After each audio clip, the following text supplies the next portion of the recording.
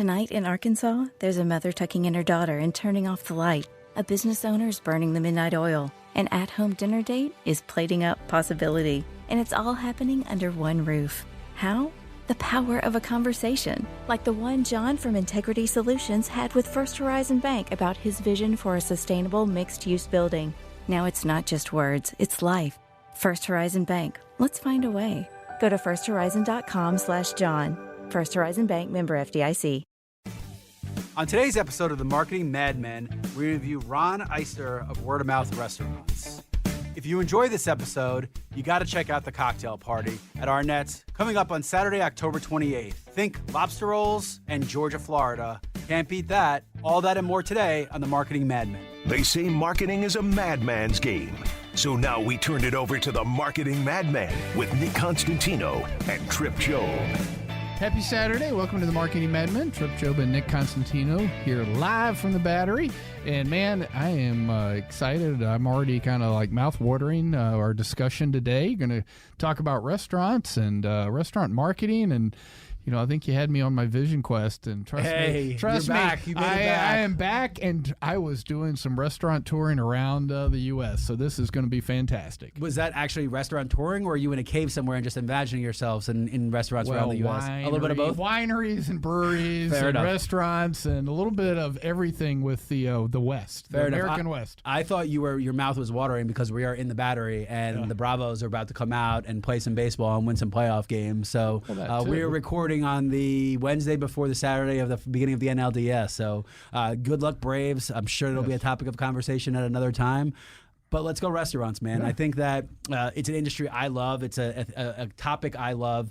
And we have Mr. Ron Eyester here, Director of Operations from Word of Mouth Restaurants, to actually know what he's talking about and not just do gibberish like Trip and I usually do. So, Ron, how you doing, bud? I am great. I'm really happy to be here. Always love talking restaurants. That's awesome. Ready to get into it today with y'all. Good. So, let's start at the beginning and give some experience, give some of your background and your experiences. Let's go across the board. We'll end with Arnett's, and that'll kind of be the into Word of Mouth. That'll be the second segment. But just talk about all the experience you've had, because you've had a whirlwind in a lot of it. I have. I'm a big deadhead, so it's been a long, strange trip. I grew up on Long Island, like we were just chatting about before we started recording. And shout out to Strong Island. Absolutely. And funny part, getting into the industry itself.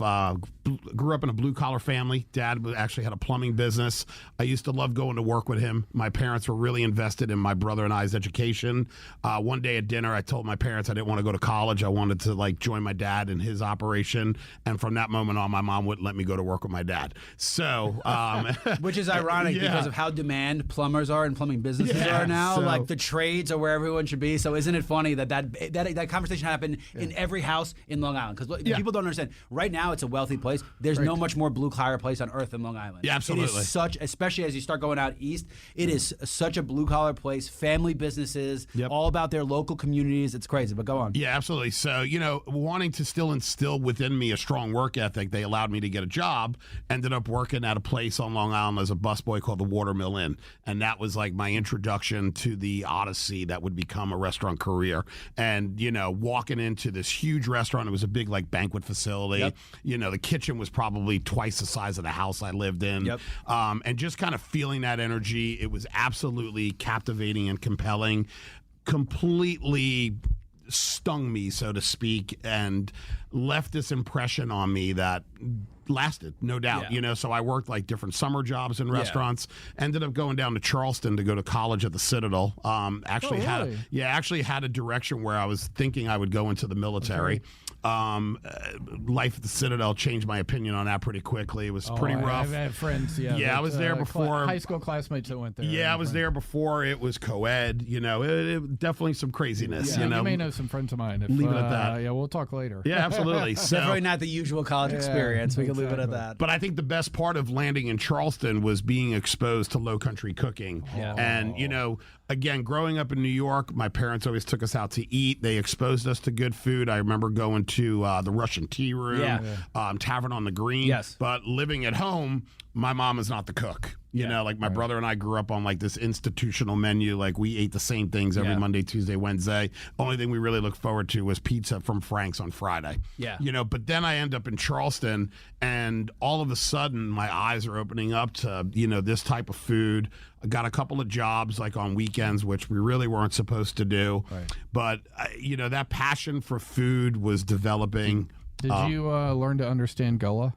I actually did parts of it, because we actually would have a lot of dishwashers in our restaurants that, you know, that's the part of Charleston in which they lived. For those who don't know, that's a very small, I guess, ethnicity, language that comes from both, you know, West Africa, combination with the American Indians and everything that kind of set in French. There's a lot of French influence in it within Charleston. And it goes down south to Georgia too. Isn't that a whole coastal? Probably a little bit like in that Brunswick, St. Simons area. Charleston is, I would say, the epicenter today still of Gullah. Yeah, absolutely. And honestly, learning about Gullah cuisine. Yeah, you know, cool. I had very briefly a cooking corporate gig with Aramark, and I was actually the chef at the College of Charleston, which sounded cool, but it was horrific. However, I did get to work with a lot of older women from Charleston, you know, who were Gullah, and I would learn all these cool recipes, and also influenced like by the West Indies, and it was really remarkable. But at the same time, here I am in my 20s. You know, and let's rewind for a second, because New York is a misunderstood thing, right? New York cuisine, there's no such thing. It is Italian cuisine, and it is Chinese food, and it's all these things mixed together. It's the ultimate melting pot. It's the melting pot. So yeah, don't get me wrong. If you go to Italy and you go to New York, the Italian food is very different, because I've done it. And it's completely. It's not even. It is taken on its own New York persona, but it is. That low country, that only exists in that area. That is a different thing. And Charleston had not developed as the culinary powerhouse that it was yet. And it's different than New Orleans. Some people think it's the same, and there's similarities, but it is different. Even what they have access to, there's no crawfish in Charleston. Like even what they have access to, but Husk hadn't even opened in Charleston yet. But Husk was where all that Sean Brock, all that started at that point. Which you can go back to 15 years ago. It's not that long ago. Well, Sean Brock, he was in Charleston at the time. Ironically, you know, it's great too. Our chef partner Stephen Herman, he was in Charleston at the same time. Like we lived there at the same times and didn't know each other. It was great. Got it. It's so funny. We talk about it all the time. But yeah, Sean Brock was at a place called I think McCrady's Tavern. Oh, I've been there in Charleston. He bought that eventually. I think he ended up partnering with them, but and then led to Husk. Okay. At that time, I would say your landmarks in Charleston were Peninsula Grill. Another gentleman named Frank Lee, he had a restaurant called Slightly North of Broad. And then it was Magnolia and Blossom. I can't remember his last name, Chef Donald, but these were like the iconic landmarks. Like you said, the institutions. It's been great to watch food in Charleston actually evolve beyond just that traditional low country stuff. Yeah, and it's become a destination for food. People go to eat, drink, now, a foodie tour, and all that stuff. Spalletta Festival started getting it there, and then it's just kept building around all the arts around it. And food. Charleston Food and Wine is a destination event every year, but unfortunately also what made it hard to survive as a cook in Charleston was that there was Johnson & Wales there at the time. So as Culinary Institute. Well, as a cook, you couldn't make money because they had all this free or cheap labor coming out of school. And so I was like, love Charleston. I was ready for a move, ended up taking a job at a bed and breakfast in Aiken, South Carolina, which was like, it was cool. I started learning about French cuisine. I started, learning about, prefix menus and the timing and the execution of how that's prepared. Very technique driven. Absolutely. But I was also coming from Charleston where we were doing crazy high volume. Yeah. And so going from like one end of the spectrum to the other was definitely a challenge for me and my lifestyle. Just that whole idea of, I don't take you much as a bed and breakfast guy. Yeah, it was not my thing. I was actually, and part of my compensation was living there. And I lived on the top floor, and occasionally there'd be a guest complaint about odors of a certain substance that I was smoking up on the top floor. So it makes the food taste better. I don't care what anyone says. But this is Aiken, South Carolina. Yeah, so I was not a great fit for. I remember the maitre d' firing me, and he's like, "I really hate doing this because I really think you're talented." And he actually helped me get a job in Augusta. Augusta, right at the time of the Masters, which is about the only ideal time to work in Augusta, Georgia. Yeah, or be there. Yeah, exactly. So, and I remember getting there, and I was like, I didn't really know. At that point, I was a bit unstable. I was still trying to dig my teeth into cooking and land that great gig. Yeah. I ended up meeting a sales rep in Augusta who really would start showing me menus of restaurants in Atlanta. Canoe, what Gary Menny was doing. Yep. This was before the internet was a thing. Yeah. And before Atlanta was even anything. I mean, you're talking. You're talking at or pre-Olympics. Like this is. We're not even a thing yet. Yeah. This was not. I was in Augusta in '97. There you go. 98 actually. Ended up spending about a year and a half there, and then boom, I end up in Atlanta in 2000, knowing that, hey, listen, if I'm going to make a go of this, I need to get to a cosmopolitan city that's going to matter, that I'm going to find opportunities, and I'm going to be able to dig my heels in and go. Yeah, and a new restaurant opens in a big city. A new restaurant opens all the time. Then new suburbs open, and you have new pockets here or there. So because when I was in Charleston, and even in Charleston particularly, I would show a chef a resume. He would see the Citadel, a degree in English, and he would laugh at me. He'd be like, "What are you doing here?" And I'm like, "I want to cook." And I had one job where they only gave me the job because I had to tutor the chef's son in English. Oh my God! I ended up becoming a sous chef in that kitchen. So I'm really grateful that I had this real organic and organic journey through kitchens, and learning almost like reverse engineering. Like I didn't go to culinary school. Yeah. I would work, I would party, I would read cookbooks. It's very hard to run front of house if you don't see what back of house looks like. Yeah. And I think, give people some context. So for me, I had some little chef experience, some little things. I've seen that actual fire, but I have not seen it like a restaurant would be. Like the show The Bear on Hulu did a great job of showing that just sheer intensity of what's going on. It's almost a little much. I get anxiety watching it. It's a little much. It's got to be. But just give an idea of what that kitchen is like and who's screaming and what's where and how the timing matters. I mean, it's insanity. Oh, it's relentless. And I think a lot of the pomp and circumstance of the yelling and the pan slinging, and I saw all that in the mid to late 90s, early 2000s. Again, that's definitely not acceptable these days, and nor should it be. But it wasn't really until I got to Atlanta that I really was able to experience a highly professional kitchen, and I ended up landing with 101 Concepts. Okay. I worked at the original Food 101 on Roswell Road, and it had taken off like a rocket because post 9/11, everybody was gravitating towards this Americana food, nostalgic classics like pot roast, fried chicken. And, it was pure coincidence that they were opening at this time. And so working there, I worked with a chef named Scott Crawford, who's actually up in New York now, which is kind of ironic. That's where I'm from. Yeah. He taught me how to run a kitchen. I had a pretty good grasp on cooking, but he taught me how to run a kitchen.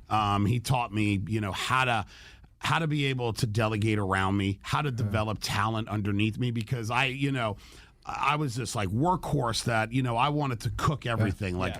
You can't do that. I want to dive into more, and I want to make sure we hit word-of-mouth restaurants when we come back, because we've flown through in this wonderful tale. But we do need to take a break, and you are listening to the Marketing Madmen on Extra 106.3. We'll be right back. This morning in the Atlanta airport, no one's missing a meal on Mac Wilburn's watch. With 11 restaurants to serve passengers, he's got dining for every destination. And it all started when Mac talked with First Horizon Bank about opening a franchise in the airport. Now it's open for business and cleared for takeoff. First Horizon Bank. Let's find a way. Go to firsthorizon.com/Mac. First Horizon Bank, member FDIC.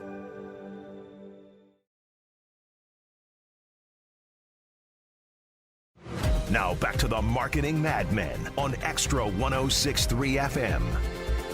Welcome back to the Marketing Madmen. Trip Job and Nick Constantino here with Ron Eyester of Word of Mouth Restaurants. And, we've gotten into your Atlanta story, and we're going to get to word of mouth here in a minute, but let's kind of finish that evolution and how much has changed and what you saw coming to Atlanta, in that post-Olympic kind of time frame. Yeah, I remember, arriving in Atlanta, and the day I interviewed for my job, I remember eating at Nava in Buckhead. Kevin Rathman was still running the kitchen over there. It was before he had blazed his trail and created his dynasty. And it was just as, this whole farm-to-table movement was really starting to take root, which is something in the coming years I would become a huge advocate of and a participant and help lead the charge with that. So, arrived in Atlanta, ended up, landing with 101 Concepts, had a great run with them. Again, learned how to run a kitchen, started learning about what it took to really run a restaurant. Like you said, a lot of successful restaurants are run from the back forward. Yeah. Like the purveyors, the relationships with all your suppliers, where to get food. If something goes wrong, what can you substitute? Because you don't have everything all the time. If you're running a farm-to-table restaurant, what if they don't have it? What are you substituting? You cannot just rewrite a recipe. You have to have substitutes. Right. Yeah, no, absolutely. I remember, for instance, with the farm-to-table stuff, this was before you were ordering on apps and smartphones and online ordering. We would literally get a fax from a guy named Gary Brown, who he was in charge of, it was called the Georgia Grown Co-op. Yep. And he would manage all these independent farmers beneath him, and they would fax us like a 10-page fax every single, I think, Friday, and we would have to return it by like Saturday night. We'd fill in our order, and then we would actually get one delivery. Like it was like kind of a CSA that serviced restaurants. But, I think when you talk about marketing, people don't understand that that's marketing, like the networks that you develop with your vendors, and you're creating exposure. Because to me, especially pertaining to restaurants, marketing is about engagement. How many people are you reaching? How many people are you touching and making an impression on? And make a real impression, because you want to be the first person they deliver to. Because you know what's at the end of the last delivery? All the crap from the bottom. Well, right? You want to be the guy that gets that first top of the heap delivery. And how you market yourself and what all has to do with these things all go into it. And I'm a big believer in the restaurant space of being so authentic. And we talked about Charleston, we talked about Atlanta and things like that, but truly don't try to be all things. Be what you are. And so back during my Vision Quest, a couple of days in Albuquerque, I did the old Diners and Drive, top list. And most of them were pretty good. Some were out of business, but they were true to what they were. And then we got to Santa Fe, and there it was like, all right, I want to focus on the local Chili's. All right. Yeah. And the restaurants that did you have really Frito pie? I didn't, because we went. You went to New Mexico. And you didn't have the one thing I told you to get, which is Frito pie. Hey, I stuffed myself for a couple of days, and the amount of chilies, Indian fry bread, is the really chilies that we had, and among everything, including on omelets and everything else. Is unbelievable. But it's like the ones, to your point, that we ended up in, and about everywhere we went was fantastic, were the ones that truly focused on the authentic and what's local. Well, and to speak to your point, Nick, about like what is Atlanta, what had Atlanta become at that time, and think about it, it's all these chef-driven restaurants. Right. You had like these core chefs, like a Kevin Rathman who worked for Buckhead Life for forever, but and they then came all up of through the system. Well, I think when you look at it as almost like a science, like you think about like when we were younger, we went to restaurants, there were no open kitchens. Like the kitchen was just kind of an afterthought behind the scenes. The advent of the open kitchen, again, another marketing tool by restaurants because it is a bridge to the everyday consumer. And then when you talk about celebrity chefs, as much as I had disdain for him at times, Emeril Lagasse, he connected food with America. There's no other way to put it. Like, his shows, his enthusiasm, his charisma. But you're talking about the start of this all, right? Because I've been to Spago, and Spago 20 years ago was still an unbelievable place. When you're talking about those, you're not talking about Emeril's 44th restaurant in Destin, which is the worst. He has no control over it anymore. Exactly. You're talking about the original drive. I'm talking about him as the person and like his enthusiasm for food. And I think Bobby Flay's Bobby Flay's great. His restaurants are great. It's when you get down the list and they're at their 50th restaurant and they lost creative control. Your point, this is 15 plus years ago in Chicago, a couple years in a row, we had the chef's table in Charlie Trotter's. The clients that I still know to this day still talk about that. Yeah. It is a marketing tool. Yeah. It's about the experience. Yeah. But the trajectory of Atlanta restaurants, I think is fantastic that our most successful and probably our truly best restaurants are these chef-owned restaurants that were, born and bred in Atlanta. Like we talk about going back to the celebrity chef thing. The other side of the coin is it makes me laugh that Atlanta has put so many celebrity chefs out of business. Nobody survives here. Atlanta does not really grasp concepts that are not, developed here and born here. I mean, shoot, Holman and Finch rebuilt how you make a burger, and it was shut down for almost 2 years. Like it just gives you the concept of Hugh Atchison had all these restaurants, and all of a sudden they all closed. Like it's just I agree with you. It's crazy. So what is it? Because if we don't get to word of mouth restaurants, Michael Arnett's going to kill me. Yeah. So what is it about Atlanta that makes it so hard? I think what makes Atlanta so challenging is that our consumers are great. Our guests are very much invested in what we're doing, and they're not afraid to voice their opinions about it. There's also... But they're not obnoxious. New Yorkers are so obnoxious. It's not that same kind of thing where it's like, not. Get this out of here and never bring it back. Well, you know what, though? But I think that's actually more dangerous because... Because it's a little more passive. It's not as... Exactly. It's passive, and it's like, all right, we're not going to actually... We might not give you our feedback directly. But we're not coming back. Exactly. We're going to tell 6 friends not to come Which back. is the worst thing in the world. Exactly. Right? That's worse than the company. New York sentiment of getting in your face and holding your feet to the fire. So, I think what's made Atlanta challenging, and then you talk about the whole social media aspect, everybody's got a voice. Yeah. And, again, like where I ended up, so say, we're 2009, 2010. I have one restaurant. I'm getting ready to open up my second. Facebook is now a thing in terms of marketing. This is still pre-Instagram. Twitter is becoming a huge thing. You have Yelp and coming into play where you have these review people don't now. Even get me I know, started but about you have Yelp people with these people who have these voices that can actually influence business. And realistically, all it takes was you paying Yelp and then they disappear. I mean, it's a scam. Yelp was like, I eat and I have an internet connection. Oh wow, I'm a food writer. Yeah. No, you're not. You have zero credibility. Even some of the great reviews I got on Yelp were inaccurate, which is not good. But so then you jump to word of mouth, and So Stephen Herman, one of the chefs, Matt Swickerath, one of the chefs. I've been friends with them for over 20 years now. They used to come into my place, eat. We would run into each other at all these different events. Like when you look at the whole Atlanta food scene, all these civic events are driven by food. So we kind of all lived in this world together. The hospitality industry, the nightlife industry, they have their nights and their gatherings where and they're Atlanta together is and they're like talking shop. One big small town. It's very incestuous, that segment. So I would always look at word of mouth from afar, and word of mouth has been, we do things on our terms at our pace. We have 4 restaurants. We've been around now 20 years. I've been lucky to be around with them for a little over 4 now. It's been a great experience. But you know who you are. You're going to do what you do. You're authentic, and your customers seem to appreciate that. Oh, absolutely. And again, our guests are a big part of that. The objective is pretty simple. Make our guests as happy as we possibly can every time they come in, and appreciate the fact that they can make a choice to go anywhere they want, but at the end, but they come visit us. Yeah, and I love the name because of it, because everyone knows in advertising, the strongest form of advertising is word of mouth advertising. And if you make that experience so good from one person, they're going to tell another person, and then you've created an organic grouping and a neighborhood of people. That is what is missing from a lot of these places. They do not feel like they are built for neighborhoods. You grow up in New York, anywhere on Long Island, there is an Italian place in that neighborhood, and God forbid you leave your neighborhood to go to the Italian place next door. You'll be ostracized by your friends. Like, it just doesn't happen. And I feel like this city does not have that. I feel like word of mouth has done a really good job of carving out that niche for them, where everyone seems to know everybody when they walk in. Everyone seems to be, it's not as worried about kids running around because they feel like they're part of the family. If those kids are running around, they're not mad kids are running around. You don't see that in a lot of places. I don't want your kids running around the restaurant. Ron is. But no, you're absolutely right. I was out there at Haven and it was my kids running around. But I think, what you're speaking to is character.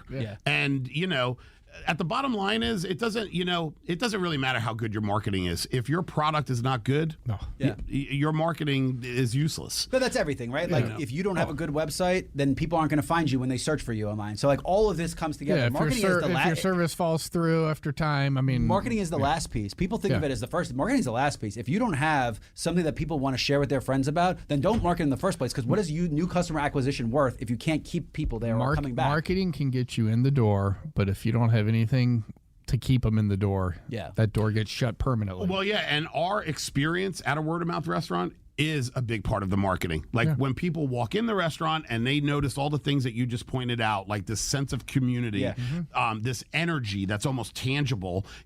People walk in, especially as first timers, and they're like, wow. I want to be here. I want to be a part of this, you know. And I had the same ethos when I was running my restaurants. That's why my marriage and the word of mouth has been as seamless as it is, you know, because we're very like-minded on how we view hospitality, and that these restaurants are an extension of our home. Yeah. And, you know, we want to give people that, you know, genuine experience where there's no pretense. There's just good food, good service, drinks.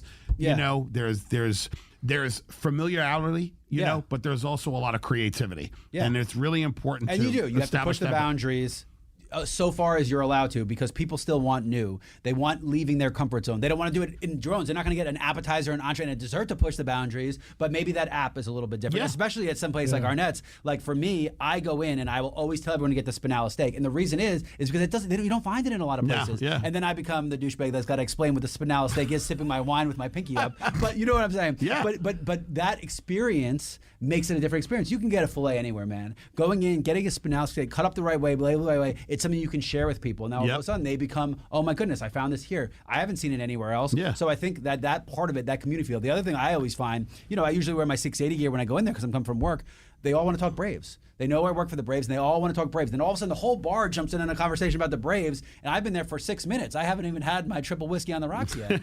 So now I know what to get Nick for Christmas. Get him some rosé from the Willamette Valley that I had last week, so he can have that with his pinky up. Am I spinalis? Go great with your spinalis, but no, Michter's rye when I go. But again, like what you're talking about too, like you actually become, you and our other guests become a part of the marketing process. Yeah. Which, you know, to me, and again, you know, I in recent years try to carve a path where I was just really focusing on marketing. Of course, you know, what we do for a living in the restaurant industry is a sick addiction. Yeah. And so I always get sucked back into the heart of the operation. But you wouldn't be able to market if you didn't have that, because you see all sides of it, and there's only some parts there might be parts of the restaurant you shouldn't market. You at least know those because you've seen the back end. Well, yeah, and you know, you make a good point. And when you hire a third party marketing company or PR, well, they don't do this for a living. Yeah, you know, like they have a favor with the local magazine publication. They'll get one article written up, and then it'll be off to the next thing. That's the thing, is it's easy to get that buzz when you first open. How do you keep that buzz consistently is a lot harder. Execute. Yeah. You know, I always say in the restaurant world, your best marketing is training and execution. You know, your employees should be the most effective marketing tools that you have. Simple as that. You know, because yes, it's a form of outreach, but it's in our building. It's in our house. You know, you know, you can't get hung up or fixated on the people who aren't coming to your restaurant. Yeah. You have to focus on the guests that are coming and supporting you every single day. Yeah, and I have to imagine you guys do a great job of outreach, and I mean in sense Oyster Fest, right? Yeah. When we talk about the cocktail party, you know, that was an idea you had. I remember we were talking about it. I was like, you know what? No one else is doing it. Yeah. Let's try it, you know, and you can't expect year one to blow the doors off. It doesn't work that way, but you do something long enough, Oyster Fest, talk about that. Talk about the 20th anniversary, because what I remember is when I got there, I was like, is that a lobster roll? Yeah, I'm sitting here watching Georgia, Florida. Is that a lobster roll? Yeah. Like 16 lobster rolls later. Like, talk about those events. And again, like, so I'm a real, you know, events has always been my thing. Yep. You know, like I've always wanted to do, you know, curate these kind of creative amenities that, you know, made us different than the normal a la carte restaurant. And, you know, I did that when I had my places, and that's definitely an energy that I've brought to word of mouth. And again, you know, it's been great to collaborate with awesome people who want to support that and understand that. So, yeah, so way back when, I did a fried chicken event at my place called Mother Clucker. And it was supported by Springer Farms Chicken. It was like a potluck event where I got Springer Mountain to give a bunch of chicken to all these chefs that I invited. Mm-hmm. We did it in the parking lot of my restaurant. Steven and Maddie from Word of Mouth being two of the chefs. Yeah. Cool. So I did that event a few times actually. I was actually in Chattanooga doing a mother clucker. I want to be careful. Yeah.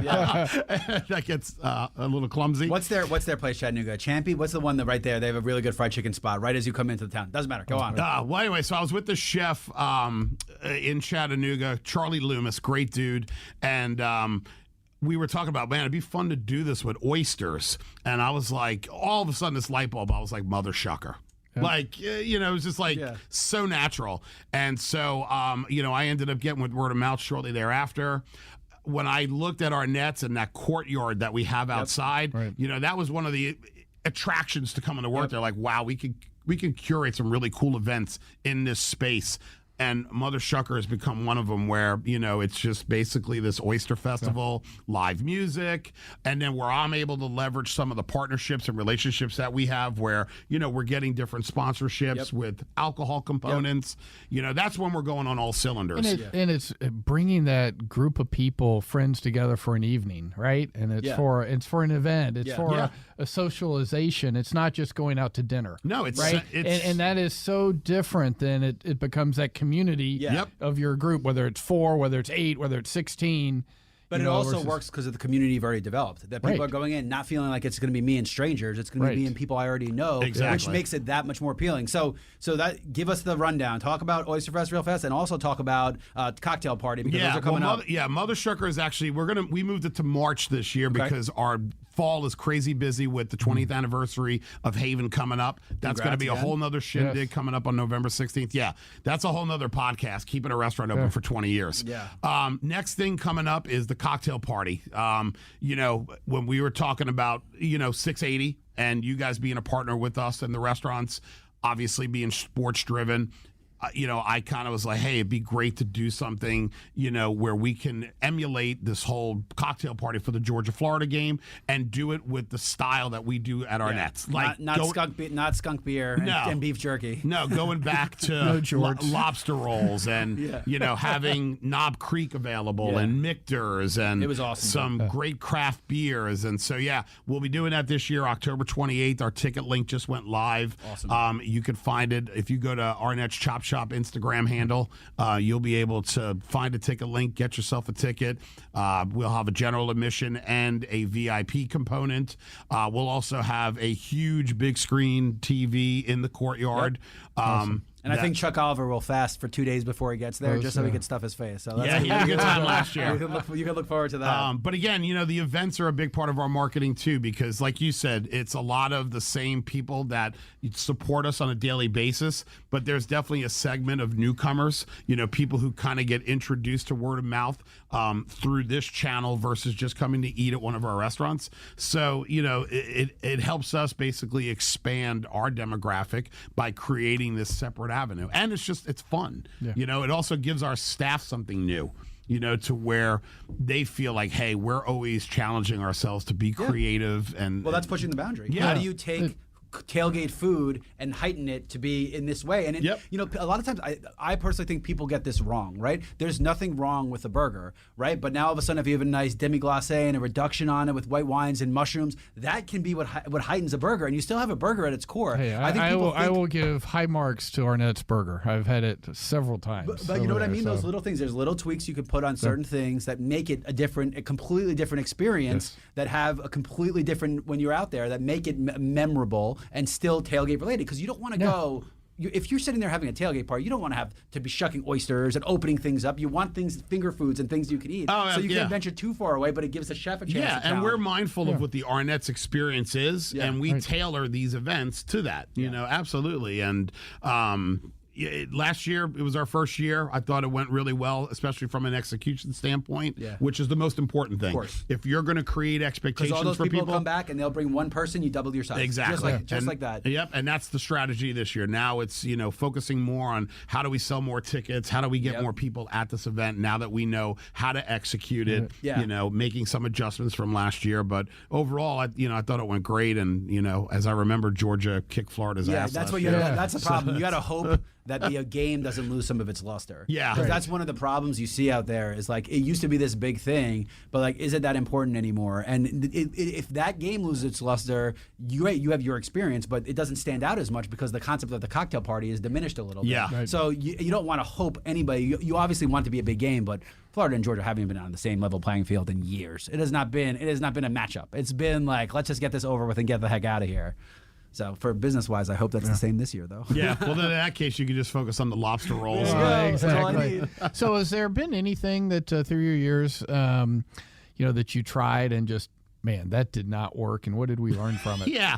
I tried opening a restaurant in Atlantic Station. Okay. That did Which not restaurant? work. Tell me that story. I had a place that was called Diner, and got courted by, the people who owned Atlantic Station at the time. I'm pretty sure it was North American Properties. And, everything I had done in restaurants previous had been in Morningside on North Highland Avenue. Kind of had like this little, cult-like following. And kind of the unofficial mayor of Morningside was heavily involved with the schools, the farmers market.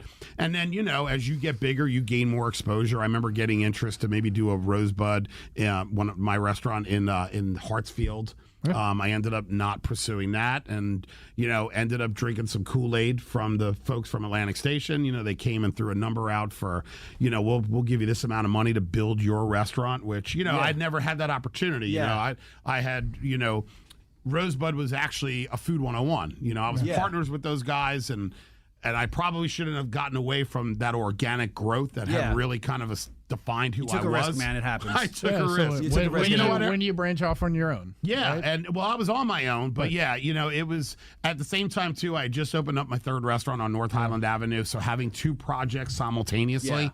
And Atlantic Station is a whole nother beast. I mean, even then, it's changed a lot now, but how many restaurants have gone through in that time it's frame? Ridiculous. You've had, it was Rosa Mexicana when I got here. It's like the third place now, fourth place. It's honestly, it's become a wasteland, for Atlanta restaurants. I don't mean any disrespect for anybody who's there, but, I wanted to There's foot traffic all the time. It's just crazy that it's not succeeding. And again, the demographic, it's not exactly what you expect. It's an odd place, but and it's so centrally located. You have Microsoft right there. You have new towers going up every day. It is just crazy. You would think that Atlantic Station would be a more prolific part of our city because it's a hub between Midtown and the West Side. I think that's the issue, though. I don't think it falls within any of the established communities. I think it's the transit point in between. Yeah, that's a good point. And I think from restaurants, I think that hurts. Yeah, no, it does. And, I think the overall big mistake that I made is that when I had my places, I probably had this level of insecurity that I always had to have the answer. I needed to be the smartest guy in the room. And honestly, since joining word of mouth, I think the most prized attribute of being part of that company is that it is truly the most collaborative environment I've ever worked in. Everybody's got a voice. We all listen to each other. We might not all agree. And some conversations are more heated than others. But at the same time, our vision, the hospitality is all aligned, which is the most important component. But, it's like, and I've learned that firsthand from Michael Arnett, the owner, that Michael has this level of security about him that he could sit at a table and sometimes be the quietest person at the table. And he's just absorbing everything, the dialogue, the ideas, and then we formulate our direction from there. So it's just the longer you're away from New York, the less you have to yell and feel like you're the loudest person. That helps. Being here with you, though, I think am I loud enough? There's some great lessons there. I want to explore that when we come back from the break. So I think it's a lot of things there. So you're listening to the Marketing Madmen on Extra 106.3. We'll be right back. This morning in North Carolina, wheels are spinning. Determination is winning. A passion is now a thriving business, and it shows no signs of slowing down. How? The power of a conversation, like the one Clint Spiegel had with First Horizon Bank about starting a bike wheel manufacturing facility in Asheville. Now it's not just talk, it's rubber meets road. First Horizon Bank. Let's find a way. Go to firsthorizon.com/Clint. First Horizon Bank, member FDIC. Now back to the Marketing Madmen on Extra 106.3 FM. Welcome back to the Marketing Madmen. We've been having a great conversation with Ron Eyester of Word of Mouth Restaurant Groups, and pretty much what we learned is it is a crazy world out there for restaurants. Between marketing and ordering and how to differentiate and real estate, it really is crazy. Congrats to Ron and to Michael Arnett for Arnett's Chop House, for Haven, for Valenza, for Vero, and all the things they do. Make sure that if you like this episode or you like word of mouth restaurants, that you go to the cocktail party on Saturday, October 28th. The cocktail party is pretty much exactly what it sounds like. It's Georgia, Florida. It's lobster rolls. It's steak. It's absolutely incredible. The coolest part about it is the pavilion's open, that courtyard out there. They got a big screen, music, Georgia fans, and again, who could ever imagine tailgating with lobster rolls? It truly is awesome. One of the things I look forward to with restaurants, just seeing what kind of creativity comes out of it. One of the things I believe is that it really has gotten to a point where everyone's making the same restaurants. They're trying to be so new and so modern, but at some point modern becomes old and we have to go back to old school things. So that's what I'm most encouraged and I look forward to most. That old school approach, the hearth fire, the cooking traditional recipes, the old school and the old world mixing with the new world. And I think that we're going to go that way. I also think, to be honest, that there's going to be a couple restaurants that are going to disappear. I think that there's too many restaurants now, and they're all doing the same things, and they're all vying for the same consumers, and they're all vying for the same real estate, which usually cause massive constriction in an industry. It's been crazy to see a lot of these corporate restaurants. God knows, when I was growing up, we used to go to Applebee's and Chili's all the time, but I went through a good 20 years of my life where I wouldn't be caught dead at one of those places. But they're starting to make a comeback. When you look at it, they're the ones that can afford the pricing power, that can do a $12.99 special. I mean, there were times where it was the local guys that were the ones that had quality and good price, but I think you're going to see that these big corporate restaurants are going to make a resurgence. I hear that Applebee's is going the way of Crocs, and it's cool again. I don't know. I don't know if I'm going to really go try it out, but I remember it was funny. I was on vacation a couple of weeks ago, and for the first time ever, I think I walked into a P.F. Chang's, and you look in, and there's this big samurai on the wall. It's all this dark with red lighting. I'm like, this is pretty cool. I don't know if I'm going to go again, but it was pretty cool to see. So it's going to be interesting to see how corporate America, how these big private equity companies, what they do in the space, and what it looks like over the next couple of years and months. As far as marketing goes, some really important things to take away from this is, once you have your identity, once you know who you want to be, don't veer from it too far or too fast. Obviously, like most things we talk about, you have to be able to pivot. You have to have solid foundation, but you need to be able to pivot. You need to be able to move down the correct pathway for a long time before you know if it's right or wrong. You can't just change right away, because you build a client base, and that client base has expectations. When you sell a dish, that dish needs to be the same way every time. People just they just want that repetition. If you think about it, that's why there's a McDonald's all over the world. People go because it's comfort. That's why you have these chain restaurants that are in every city, every state. You may not want to try the local cuisine. You know that those are there. So I do believe that when you talk about marketing, that first PR push is ungodly important, but it can't stop there. I'm not saying you have to spend money in traditional advertising, but at some point, the buzz will wear off, and the best restaurateurs are the ones that make local, community-based restaurants with recurring, regulars, customers. To do that, you also need consistency with your staff, which is getting harder and harder today. So, like we've talked about, it's a crazy industry. I really enjoyed the conversation with Ron. We're going to also have Chef Schuler up in a couple of weeks. Chef Schuler runs his own kitchen and his own restaurant, which is even as another level of craziness to it. I'm going to end, because it's me solo, with some of my favorite restaurants in the world and what stood out to them. This is not a brag list. This is just, there's cool things everywhere. Probably my favorite thing I've ever been to was actually a street taco stand in Mexico City. We got there, we landed. It was 8 minutes in. I think we got in a cab already, and we were eating crickets and mezcal, which was amazing. But there was this place that they had a spit, and they had tacos al pastor, which ironically came over with Lebanese immigrants when they brought over, where they make shawarma and gyros. They brought it over, and they were shaving down the chicken and the meat off of the spit onto a taco. But the best part was all the drippings from the meat were going down to the onions, and then they put those onions on top. It, because of the exchange rate, was probably $1.50 taco, probably less than that, probably 85-cent taco. But I will say, to this day, it is single-handedly the greatest thing I've ever eaten in my entire life. I know it sounds crazy, but it is. Other great restaurants, Quintanilla and Pujol were two top 10 restaurants in the world in Mexico City. To see that kind of cuisine is unbelievable. In the U.S., New York City is always great. I do enjoy those old school steakhouses. I remember being at Sparks. Sparks is the one. There was some famous mafia hit there, which made it this famous restaurant. And you just walk in, and the old mahogany and all the pictures on the walls, it just elicits that nostalgia, which is really hard to fake. I think too many restaurants try to fake that nostalgia. You can't go wrong anywhere in Italy. Just don't go to the tourist traps. Go off the beaten path. Go walk in. Try to learn a little Italian. Speak to people. You really can't go wrong there.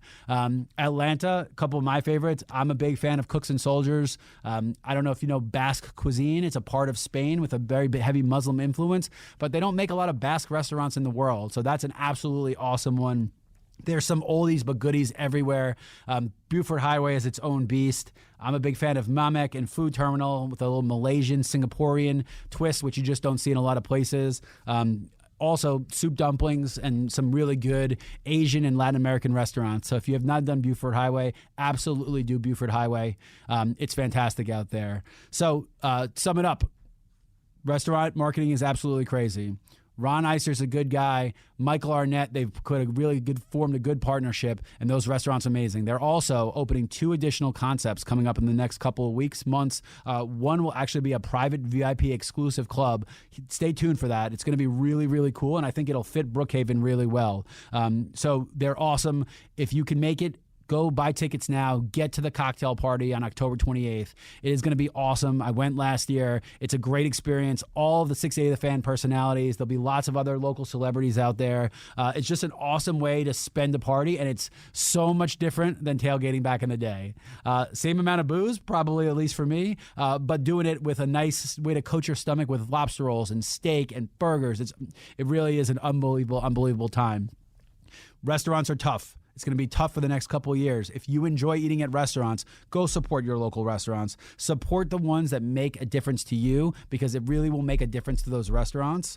And on a closing note, be nice to the servers. Be nice to the chefs. It is not easy to make a restaurant, to work for a restaurant. We seem to take it for granted, and I don't appreciate that.